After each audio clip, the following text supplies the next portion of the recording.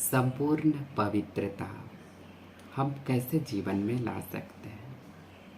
तो हमेशा शुभ सोचना। जब भी कोई बातें आए तो ऐसा नहीं जैसे कि बच्चे स्कूल गए हैं और हम यहाँ कुछ गलत सोच रहे हैं कि पता नहीं क्या हुआ होगा। तो ऐसा नहीं सोचना है।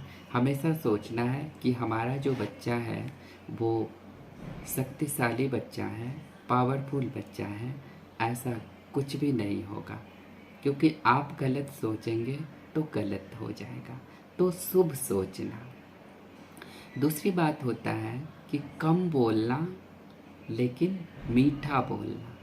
बहुत लोगों में आदत होती है बहुत ज़्यादा बोलने की। कुछ भी बरबर बरबर, कोई जगह नहीं बातों की, बिना बात के बात किए जा रहे हैं जिस बात की कोई जगह नहीं है।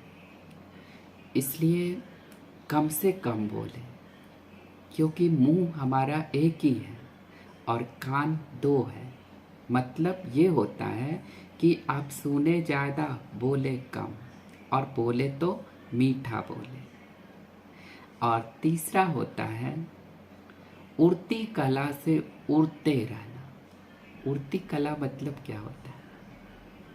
परमात्मा के याद में हमेशा ऐसे रहना जैसे कि हम एक आसमान में उड़ रहे हैं। मतलब हमारा कनेक्शन जो है उस उड़ती कला से है। चौथा बात आता है कर्म करते हुए जो हमारी आत्मा है वो मालिकपन के स्थिति में रहना चाहिए।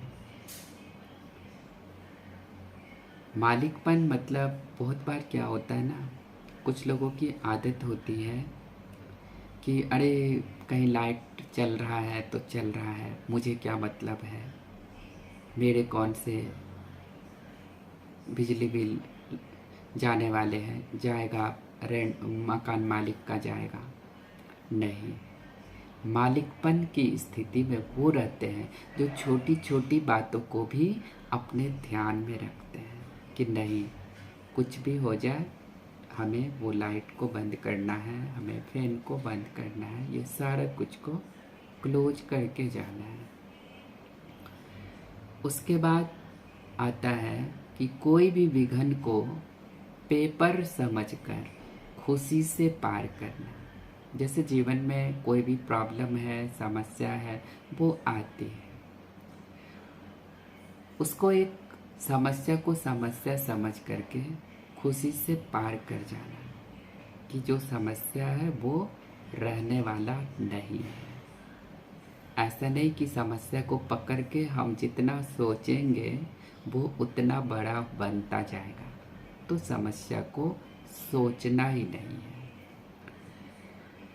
उसके बाद आता है कभी किसी से व्यर्थ कमजोर संस्कार को देखकर मूड ऑफ नहीं करना। जैसे कभी क्या होता है ना, किसी का संस्कार है किसी को गाली देने का, गुटखा खाने का, दारू पीने का, अब उसको देख करके हम अपना मूड ऑफ कर लिए।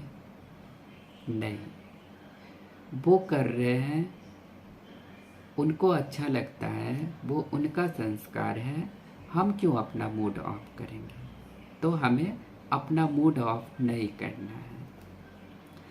और आठवीं बात आता है किसी से घृणा नहीं करना। ऐसा नहीं कोई गरीब है या उनके पास पहनने को कपड़े नहीं हैं, फटे कपड़े पहने हुए हैं, तो हम उनसे क्या करते हैं ना, घृणा करने लगते हैं। अरे ये तो ऐसा है, वो तो वैसा है, उनका शरीर तो स्माइल कर रहा है। ऐसा नहीं करना, क्योंकि ये जो घृणा हम करते हैं ना, फिर उनको आत्मा को चोट लगती है, उनके आत्मा दुखी होते हैं। तो कभी घृणा नहीं करना है, उनके लिए शुभ भावना सोचना है। अगर सुधार सकते हैं तो सुधार कर देना। नौवीं बात आता है कि संकल्प में भी किसी आत्मा के प्रभाव में नहीं आना। जैसे कुछ लोग हैं ना, वो अपना वशीकरण चलाते हैं, तो उनके प्रभाव में नहीं आना, क्योंकि हम उनके प्रभाव में आ जाएंगे, फिर उनका संस्कार, उनका स्वभाव क्या है, कैसा है, वो सब मेरे ऊपर आ जाएगा। तो कभी भी किसी के प्रभाव में नहीं आना है। अगर ये 8-9 बातें हैं, अगर आप पूरा करते हैं तो आप संपूर्ण पवित्र माने जाएंगे। ओम शांति।